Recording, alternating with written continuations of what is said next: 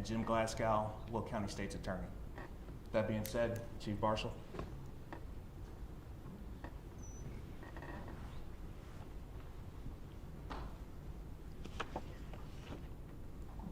Good morning, everyone.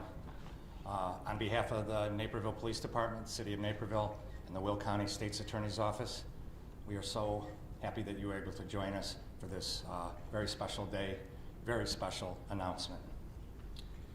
In July of 1972, 49 years ago, a young girl by the name of Julie Hansen, age 15, borrowed her brother's bike to go to a baseball game. Julie never returned home. She was reported missing to the Naperville Police Department, and the department the following day put together an exhaustive search for Julie, along with members of the community. The bike was discovered on a gravel road off 87th Street and Knock Knoll Road. That was the following day after Julie was reported missing. We conducted a search of the area, found her body, and she was deceased and had been stabbed multiple times. Our department immediately began an investigation to find Julie's killer. Unfortunately, the offender was not immediately found. And our department never, in 5 decades, gave up looking for Julie's killer. The last 49 years, we've chased many leads, identified many suspects, and all were eliminated through the exhaustive investigation by our detectives. People often call these type of cases cold cases. This was never a cold case for our police department. We continually investigated this case throughout those 49 years. We were all conscious of Julie's murder, looking for the killer, and we had Julie's picture on our desks in investigations for all these years. Throughout the years, the investigators that have worked this case have come, some have retired. And every one of us assigned to investigations took the opportunity to work on this case and look for evidence that would lead to the identification of Julie's killer.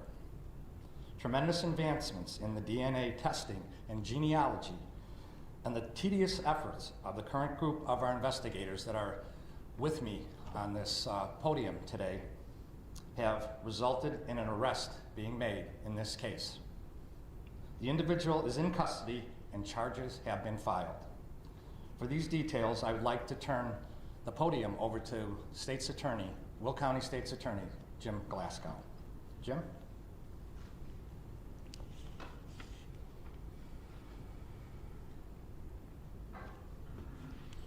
Thank you, Chief. I'm 70 years old, and I'd like to give a little perspective to what happened here. This is law enforcement at its finest. In the 1970s, there were 3 young girls brutally murdered in the Naperville area in 1972, 73, and 78. Julianne Hansen, Roberta Anderson, and Margaret Stern. I became an assistant state's attorney in 1982, and the chief became a Naperville police officer in 1977. So we have lived these crimes. They've been over our shoulder our entire careers.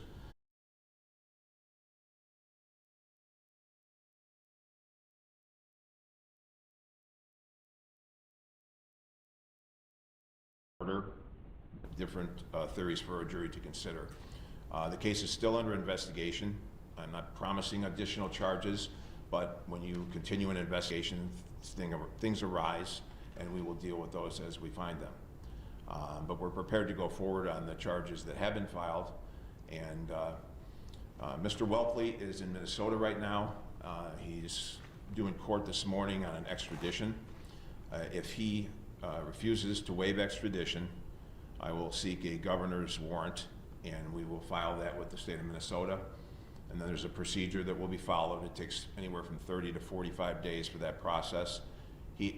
From what I know, he has absolutely no legal basis to defeat the extradition, so he will be brought back, and hopefully he will waive today, and it will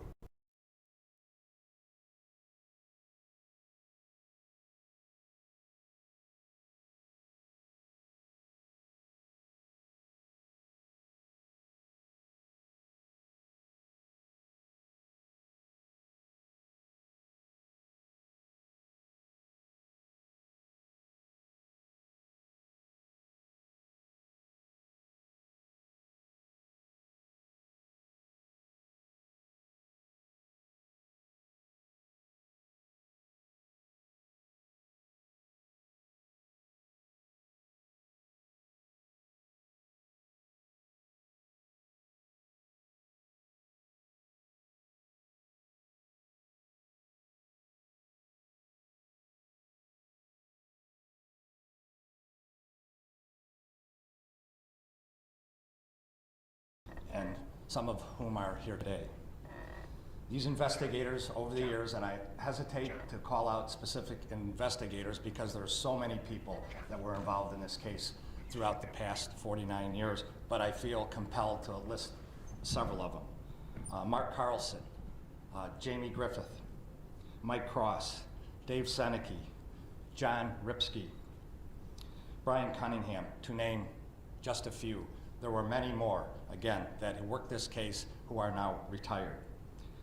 I want to point out specifically our current team of investigators that picked up this case when they went into investigations. Like I said earlier, we never treated this as a cold case. These investigators are standing with me today. Our lead investigators, Detective John Reed and Detective Mike Umbenhauer, Investigator Don Bish, Commanders Tim Black and Jason Zarobic. They never gave up.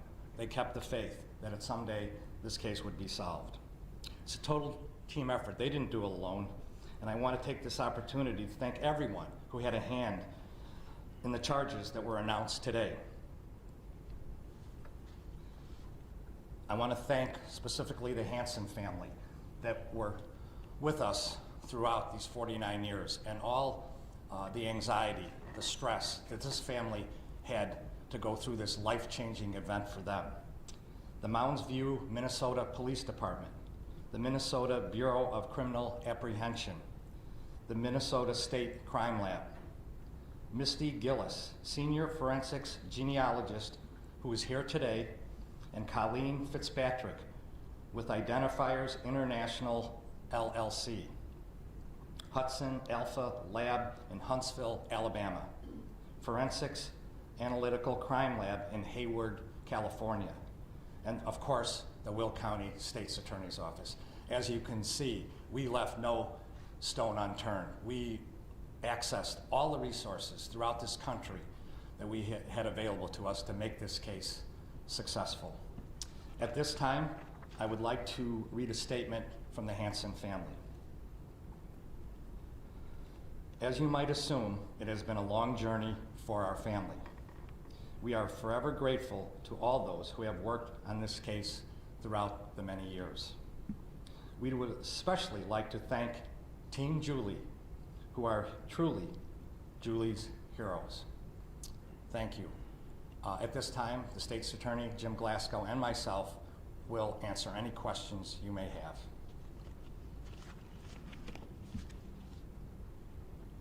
No questions? Yes, sir. Go ahead. Yes, ma'am. Are you able to, what details are you able to give us in terms of how you were able to ultimately solve this? And I assume DNA was a big part of it? DNA and genealogy. Can you give us any idea as to what led you to this guy? Genealogy and DNA evidence. Can you be more specific? I don't want to say anything publicly that's going to jeopardize the prosecution of this case. State's Attorney Glasgow? Yeah, we can't go into the specifics. I think probably everybody in the media is aware of this procedure, and you know, these detectives used it with great expertise, and it resulted in the charges being filed here today. Can you tell us where, how we may have been connected to the case? I mean, can you give us any specifics at all? Well, he just retired as a welder up in Minnesota, and he was a resident of Naperville back at the time of this crime being committed. Other than that, Was he an acquaintance of the family or of Julie? How old is he? he was 27 in 1972. He's 76 today.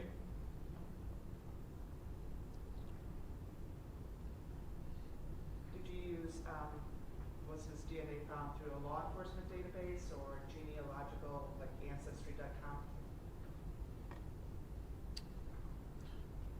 Again, if you go on the internet, you can Google the procedures that are used. Like, we can't discuss what was used in this case.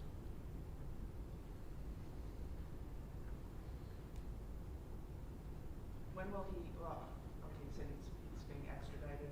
Never mind.